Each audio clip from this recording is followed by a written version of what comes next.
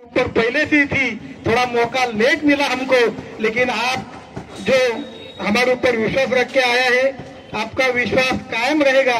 और मैं आज ही हमारे महाराष्ट्र प्रदेश के वजाहत मिर्जा जी है, जो हमारे प्रदेश माइनॉरिटी के अध्यक्ष है, उन्होंने भी आपकी जो पोस्ट राष्ट्रवादी में थी वही पोस्ट यहाँ पे देने का उन्होंने वादा दिया है। और दिवाली के बाद वो आपका लेटर हम सम्मान के साथ दे देंगे। जब कभी जिला अध्यक्ष कोई स्टेज से कोई अनाउंस करता है तो वो पक्की लकी रहती है। कोई कुछ भी बोलेगा कि आपको पोस्ट लेट मिला, कभी नहीं होगा। आपके सामने चार्ट रखा जाएगा, आप जिस पे उंगली रखोगे वो पोस्ट आपको मिलेगी, क्योंकि हमें काम करने वाले लोगों की तलाश है। और जो काम करेगा उसे हम खाली नहीं छोड़ेंगे।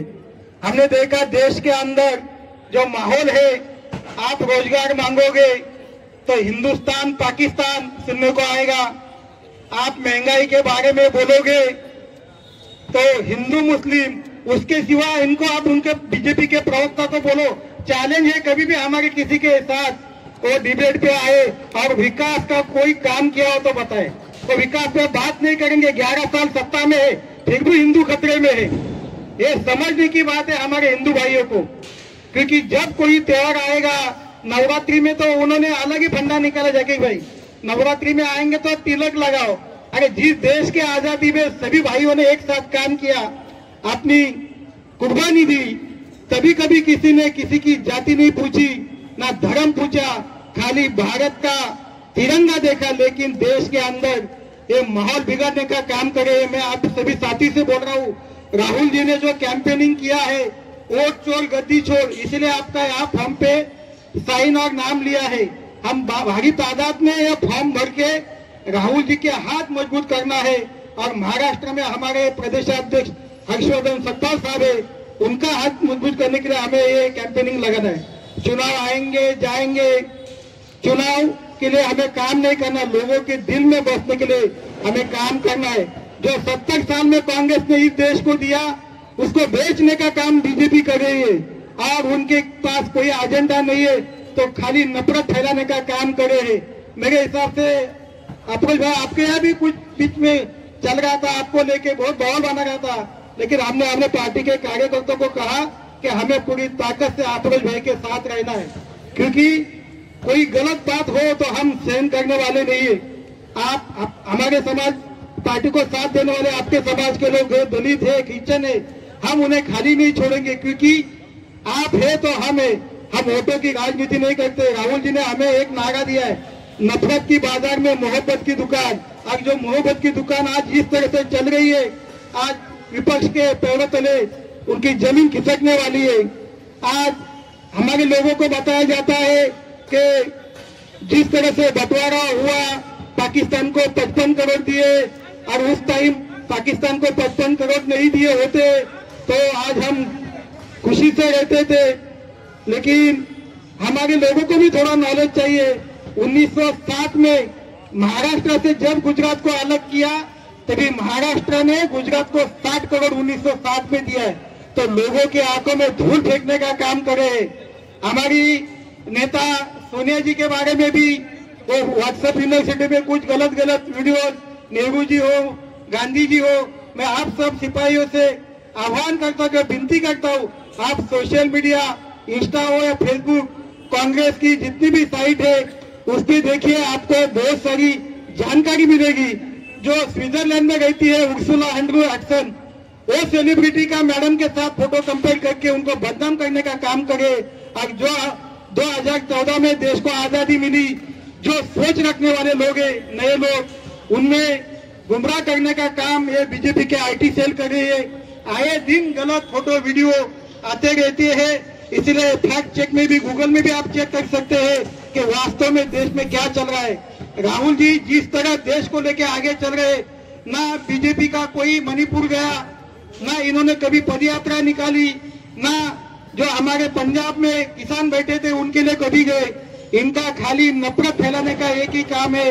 अभी आपके पास वो जब भी नए प्रलोभन लेके आएंगे, अभी चुनाव आया है, किसी के घर पे साड़ियां लेके आएंगे, मिठाई का बॉक्स आएगा, या फिर कोई गिफ्ट बॉक्स लेके आएंगे, तो आपका ध्यान भटकाएंगे। लेकिन जो चीज है नमस्कार करो और उनको बोलो पहले हमको पानी दो, पहले हमें हमारा शिक्षा का अधिकार दो, पहले हमें अच्छी सड़कें दे दो। वो बोलेंगे हमने दी।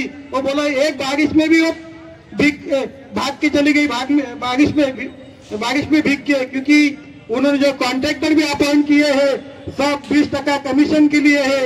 आने वाले समय में आबा और हमारे निरीक्षक से विनती है कि आने वाले समय पूरा फोकस म्युनिसिपल कॉर्पोरेशन के खिलाफ जो 700 रुपए में जो अपना घन कचरा का जो टेंडर था हरेश भाई लगता है 3500 किया था, कांग्रेस पार्टी ने लेटर दिया तो तभी वो 2100-2300 तक आया, लेकिन 700 का 3 गुना बढ़ा के जिस तरह से वो कमीशन के लिए उनका काम चालू है, हर एक जो काम हुआ है आज तक जब से म्युनिसिपल कॉर्पोरेशन है, हर काम में आरटीआई डाल के, फिर रास्ते का हो, कोई इमारत का हो, जो भी हो, उसके ऊपर हमारी एक टीम काम करके आने वाले समय में जो लोगों का मेहनत का पैसा है और ये कमीशन में लूटने का काम करे है, उनको जेल तक डालने के लिए हमारा पार्टी आने वाले समय में जोर से प्रयास करेगी।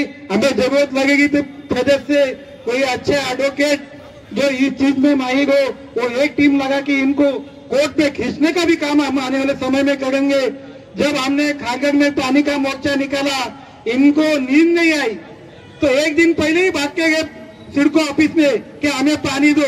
यहाँ पे हमारे पत्रकार सागर भाई हंस रहे। अभी आप उनको पूछो कि सत्ता में 16 साल में यहाँ का आमदार तुम हो, हाँ, यहाँ पे जो पोल्यूशन है, आप रात को 8 के बाद यहाँ घूम नहीं सकते, इतनी गंदगी यहाँ है। ना उस पोल्यूशन के खिलाफ कोई आपका आवाज है, ना कोई पानी के लिए, क्योंकि आप वो सुविधा मुहैया कराने के लिए आप सक्षम ही नहीं है। मैं आपके मन से उनको एक मैसेज देता हूँ, तुम विधानसभा सदस्य का त्याग दो और हमको खाली इस मंच पे किसी आदमी को 6 महीने का समय दो। जो भी यहाँ का प्रलंबित जो भी इश्यू है वो 6 महीने के अंदर हम सॉल्व करके देंगे। ये इस मंच से आपको मैं उनको एक चेतावनी देता हूँ। जो हमारे यहाँ के लाडले नेता डीबी पाटिल साहब, जिनका त्याग है, उनका नाम भी प्रधानमंत्री जी आए लेकिन दे नहीं सके, उन्होंने कहा राजीनामा दो। मैं तो बोल रहा तुम्हारा वेट कर रहा हूँ, दो भाई। जब पृथ्वीराज चौहान साहब ने 5 बड़े बड़े शहरों में टोल माफ किया था, इनको पार्टी छोड़नी थी, खाली बहाना बनाया और पार्टी का त्याग करके बीजेपी में गए थे। तो आज भी वही वो कायम रहे जो डीबी पाटिल साहब का नाम नहीं। 3 महीने बाद जब अपना प्लेन टेक ऑफ करेगा, अगर नाम आया तो रिजाइन वापस ले लो। तब तक लोगों की लिए हिम्मत है तो आप रिजाइन दे दो और अपना जो बोला हुआ वचन पूरा करो। और आने वाले समय में आपको जी, आपकी जो भी उम्मीद है, सब मंच आपके साथ है, मंच के सब आगे वाले साथी भी आपके साथ है। आपको कभी भी अकेला नहीं छोड़ा जाएगा। आपसे कंधे से कंधा मिलाकर आने वाले समय में पूरी पार्टी आपके साथ रहेगी। आप आए, आपके सभी साथी फडणवीस जी, शिंदे जी, नेटके जी, आप सब आए, आप सबका भी सम्मान। और आने वाले समय में आप जो जो हमसे उम्मीद रखे वो पूरा किया जाएगा। यही 2 शब्दों के साथ वाणी को विराम देता हूँ। और जिसने भी ये प्रोग्राम सक्सेस बना उनका भी मैं आभार प्रकट करता हूँ और वाणी को विराम देता हूँ। जय हिंद, जय महाराष्ट्र।